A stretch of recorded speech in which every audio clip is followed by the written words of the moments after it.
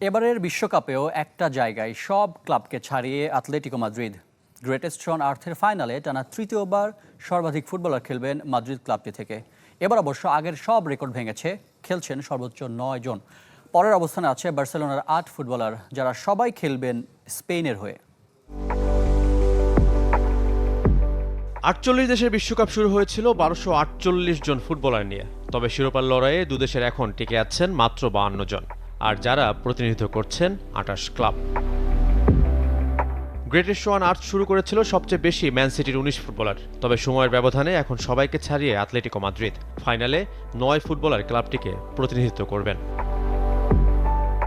এর মধ্যে স্পেন জার্সিতে খেলবেন 4 জন। মার্কোস সিওরান্তো, পুবিল ও বায়ানা আগে থেকে থাকলেও টুর্নামেন্টের মাঝে লিভারকুসেন থেকে মাদ্রিদের ক্লাবটিতে যোগ দিয়েছেন আলেহান্দ্রো গ্রিমালদো। আর আর্জেন্টিনার হয়ে মাঠে নামার অপেক্ষায় 5 জন। আতলেটিকোর জার্সিতে টুর্নামেন্ট শুরু করলেও ধারের সময় শেষ হওয়ায় নিকোলাস গনসালেস এখন ইউভেন্টাসের প্রতিনিধি। টানা তৃতীয়বার বিশ্বকাপ ফাইনালে সবচেয়ে বেশি ফুটবলার খেলার রেকর্ড গড়ল আতলেটিকো মাদ্রিদ। 2018 ও 22 আসরে খেলেছিলেন 4 জন করে।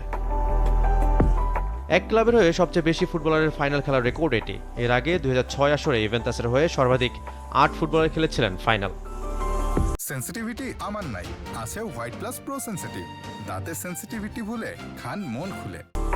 এবার অবশ্য দ্বিতীয় সর্বাধিক 8 ফুটবলার খেলছেন বার্সেলোনা থেকে। লামিন ইয়ামাল, দানি ওলমো, পাও কুবার্সিরা সবাই নামবেন স্পেনের হয়ে শিরোপা জয়ের লক্ষ্যে। আর 3 জন করে প্রতিনিধিত্ব করবেন আর্সেনাল, অ্যাথলেটিক বিলবাও ও অলিম্পিক মার্শেইয়ের হয়ে। শাফাত মিদুল, চ্যানেল 24।